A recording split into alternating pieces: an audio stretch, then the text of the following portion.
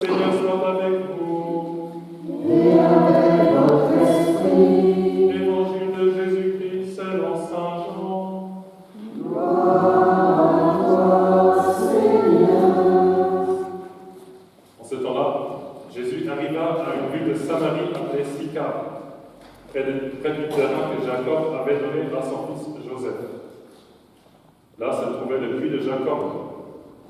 Jésus, fatigué par la route, s'était donc assis près de la source. C'était la 6e heure, environ midi. Arrive une femme de Samarie qui venait puiser de l'eau. Jésus lui dit, « Donne-moi à boire. » En effet, ses disciples étaient partis à la ville pour acheter des provisions. La Samaritaine lui dit, « Comment, toi un juif, tu me demandes à boire, à moi une Samaritaine ?» En effet, les Juifs ne fréquentent pas les Samaritains. Jésus lui répondit, « Si tu savais le don de Dieu, et qui est celui qui te dit « Donne-moi à boire », c'est toi qui lui aurais demandé, et il t'aurait donné de l'eau vive. » Elle lui dit, « Seigneur, tu n'as rien pour puiser, et le puits est profond. D'où as-tu donc cette eau vive? Serais-tu plus grand que notre père Jacob, qui nous a donné ce puits, et qui en a bu lui-même avec ses fils et ses bêtes? » Jésus lui répondit, « Quiconque boit de cette eau aura de nouveau soif. Mais celui qui boira de l'eau que moi je lui donnerai n'aura plus jamais soif. Et l'eau que je lui donnerai deviendra en lui une source d'eau jaillissant pour la vie éternelle. » La femme lui dit, « Seigneur, donne-moi de cette eau, que je n'ai plus soif, et que je n'ai plus à venir ici pour puiser. » Jésus lui dit, « Va, appelle ton mari et reviens. » La femme répliqua, « Je n'ai pas de mari. » Jésus reprit, « Tu as raison de dire que tu n'as pas de mari. Des maris, tu en as eu 5, et celui que tu as maintenant n'est pas ton mari. Là, tu dis vrai. » La femme lui dit, « Seigneur, je vois que tu es un prophète. Eh bien, nos pères ont adoré sur la montagne qui est là. Et vous, les Juifs, vous dites que le lieu où il faut adorer est à Jérusalem. » Jésus lui dit, « Femme, crois-moi, l'heure vient. Vous n'irez plus ni sur cette montagne ni à Jérusalem pour adorer le Père. Vous adorez ce que vous ne connaissez pas. Nous adorons ce que nous connaissons, car le salut vient des Juifs. Mais l'heure vient, et c'est maintenant, où les vrais adorateurs adoreront le Père en esprit et vérité. Tels sont les adorateurs que recherche le Père. Dieu est esprit, et ceux qui l'adorent, c'est en esprit et vérité qu'ils doivent l'adorer. » La femme lui dit, « Je sais qu'il vient, le Messie, celui qu'on appelle Christ. Quand il viendra, c'est lui qui nous fera connaître toutes choses. » Jésus lui dit, « Je le suis, moi qui te parle. » À ce moment-là, les disciples arrivèrent. Ils étaient surpris de le voir parler avec une femme. Pourtant, aucun ne lui dit, « Que cherches-tu » ou bien, « Pourquoi parles-tu avec elle ?» La femme descendant sa cruche, revint à la ville et dit aux gens, « Venez voir un homme qui m'a dit tout ce que j'ai fait. Ne serait-il pas le Christ ?» Il sortit de la ville et il se dirigeait vers lui. Entre-temps, les disciples l'appelaient, « Rabbi, viens manger. » Mais il répondit, « Pour moi, j'ai de quoi manger. C'est une nourriture que vous ne connaissez pas. » Les disciples se disaient entre eux, « Quelqu'un lui aurait-il apporté à manger ?» Jésus leur dit, « Ma nourriture, c'est de faire la volonté de celui qui m'a envoyé et d'accomplir son œuvre. Ne dites-vous pas, encore 4 mois et ce sera la moisson? Et moi je vous dis, levez les yeux et regardez les champs déjà dorés pour la moisson. Dès maintenant, le moissonneur reçoit son salaire. Il récolte du fruit pour la vie éternelle, si bien que le semeur se réjouit en même temps que le moissonneur.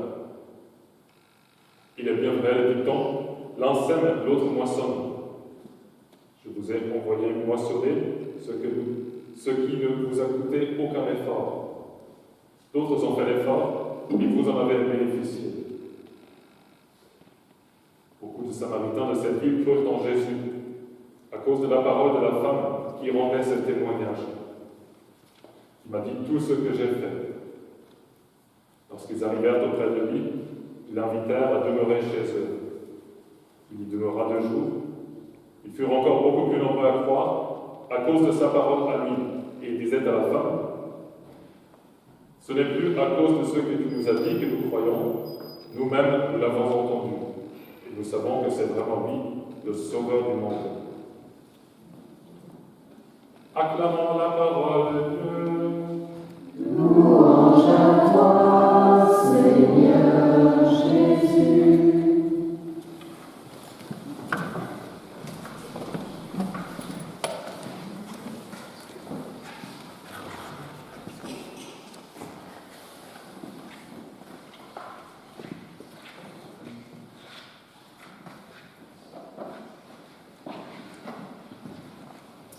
Chers frères et sœurs, dans cette longue lecture, Jésus annonçait déjà un peu la Pâque.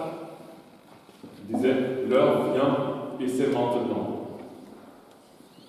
L'heure vient et c'est maintenant.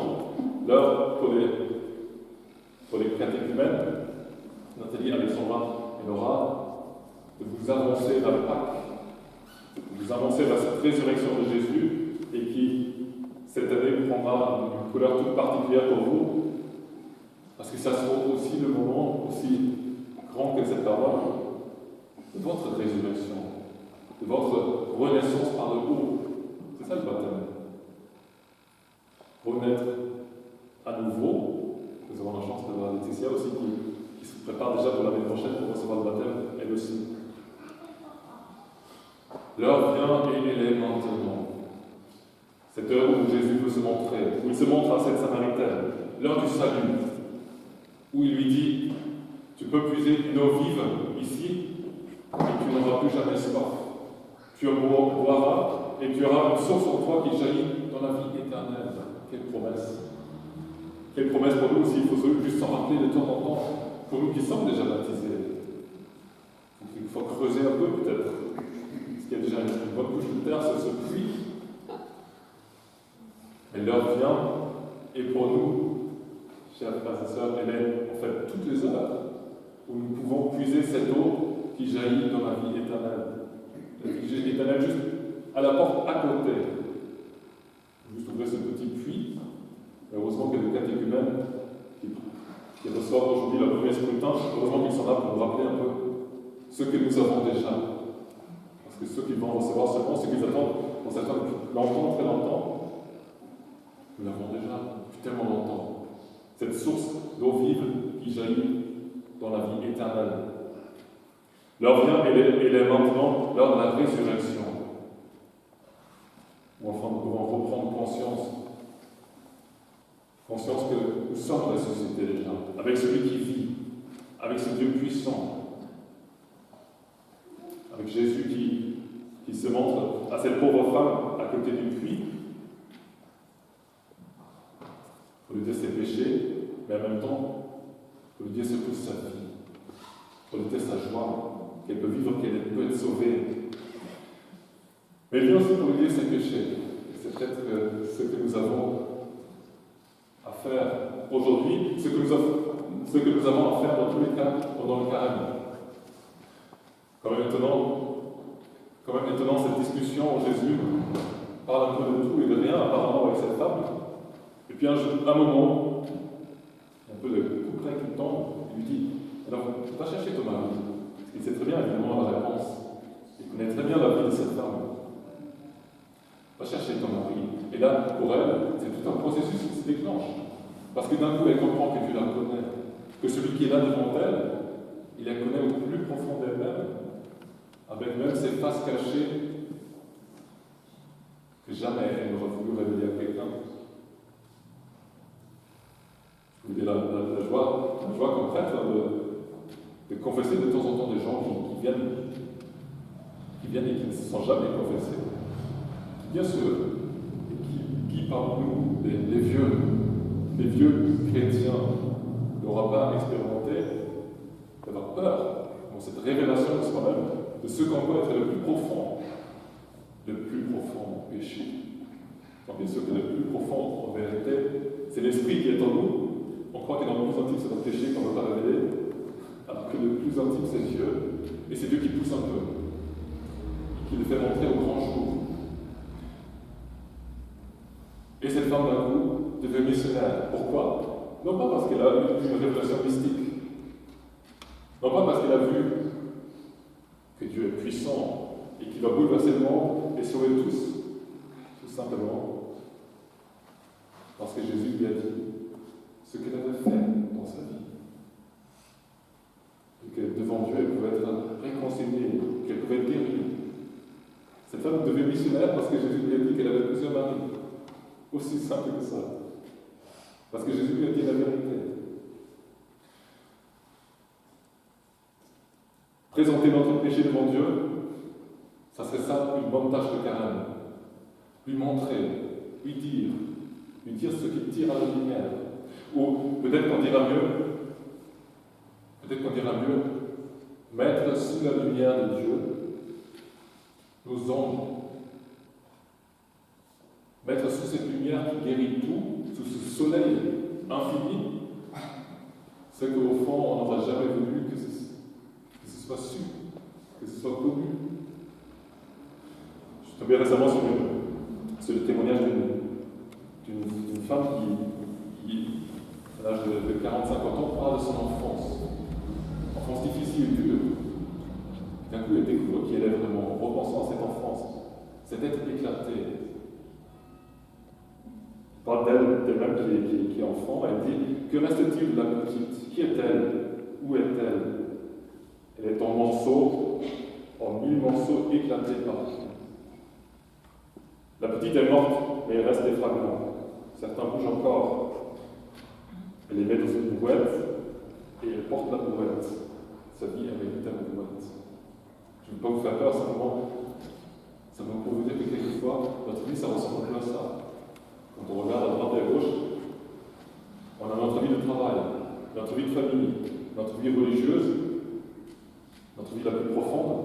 Et où est-ce qu'ils collent ensemble, en fait, ces vies-là? Ils collent ensemble simplement et seulement sous la lumière de Dieu. Si nous admettons que nous sommes pauvres, si nous admettons que nous avons besoin de guérison, si nous admettons que nous avons besoin de pardon,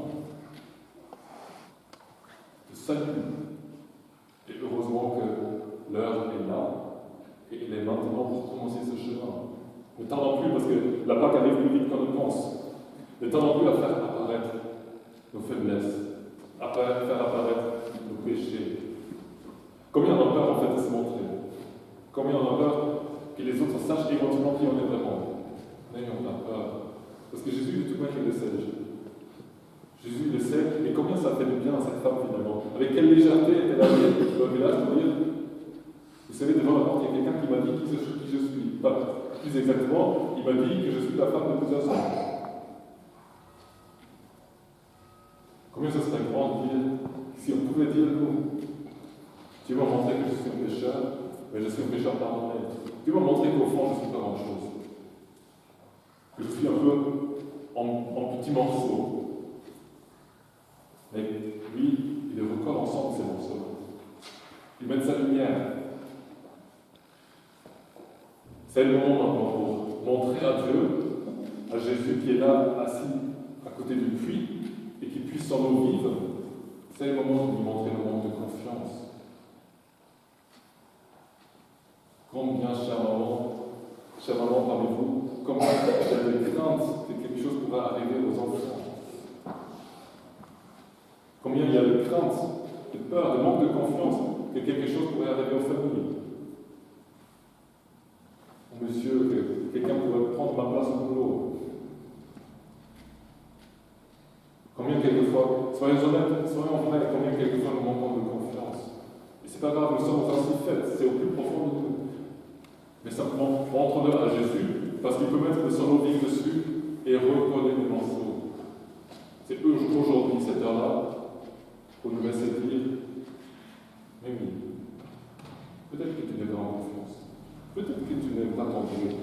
peut-être que tu ne me fais pas encore entièrement confiance. Mais on ira ensemble, et tu recevras de moi du puits une eau vive, plus forte que tout, plus puissante que tout. Chers frères et sœurs, laissons-nous entraînés par cette Samaritaine qui court allègrement dans le village. Peut-être que quelqu'un aura pu montrer aussi avant déjà. Personne ne l'a jamais fait. Mais nous avons la chance pour la plupart d'avoir des gens proches. Je pense à la famille. Comme une fois en famille, il y a quelqu'un qui nous dit là, tu n'es pas vraiment au top quand même de ton comportement, je pense. Comme une fois à l'école, pour les jeunes, ou dans le métier. Si on sait que vous êtes chrétien, comme une fois ça peut nous arriver d'entendre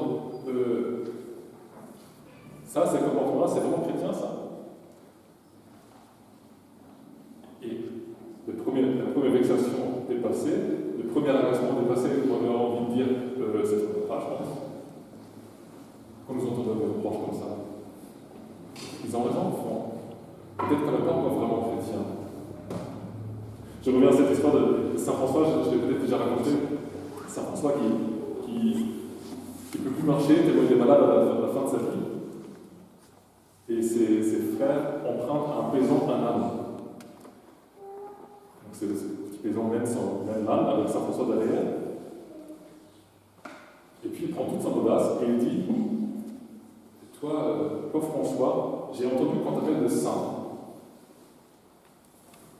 Alors fais attention de ne pas décevoir les gens.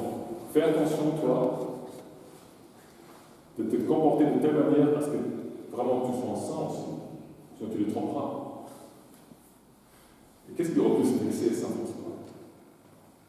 De ce petit bonhomme qui va lui faire la morale. Alors François, qu'est-ce qu'il fait?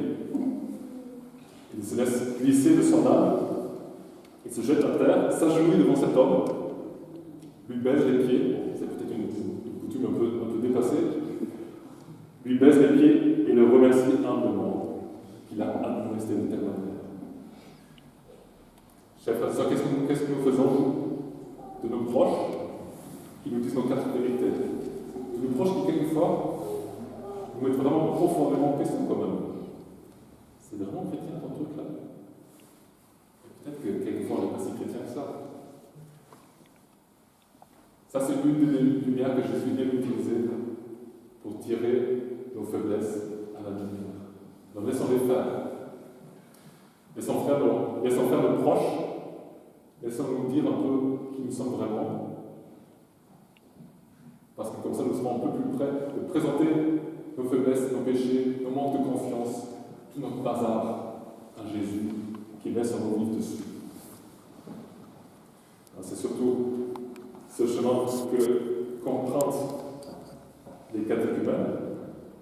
Les dernières semaines avant le baptême sont toujours des moments forts de la grâce qui fait du bien, mais la grâce quelquefois aussi, vous le savez, qui tire les choses à la lumière qu'on n'aurait peut-être pas voulu forcément savoir.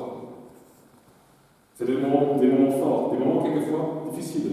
Alors, les catéchumènes, ces trois qui sont ici, mais aussi tous ceux qui se préparent en France actuellement au baptême, ont besoin de notre prière. Besoin de notre prière pour affronter aussi toutes les luttes qu'il y a avant le baptême. Pour affronter tous ces moments de vérité qui sont difficiles. Alors, prions pour eux, et nous allons en particulier maintenant prier pour eux et avec eux pendant ce premier scrutin qu'ils vont recevoir. Amen. Amen.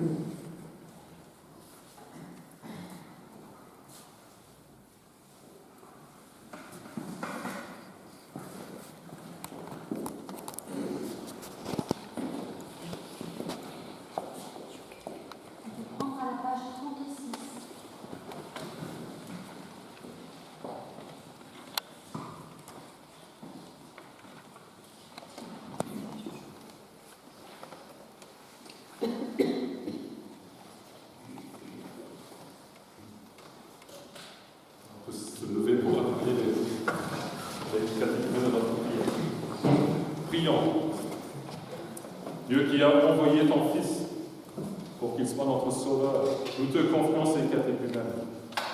Ils sont comme cette femme de Samarie qui voulait puiser de l'eau vive. Ils se laissent convertir par la parole du Christ, qu'ils reconnaissent les entraves de leur faiblesse et leur péché. Ne permets pas qu'en se fiant à leur seule force, ils soient égarés par la puissance de Dieu. Mais délivre-les de l'esprit de mensonge, afin qu'en reconnaissant leur faute, ils puissent être purifiés intérieurement et progresser sur la voie du salut. Par Jésus le Christ, notre Seigneur. Amen. Catéchumène reçoit pendant l'imposition des mains.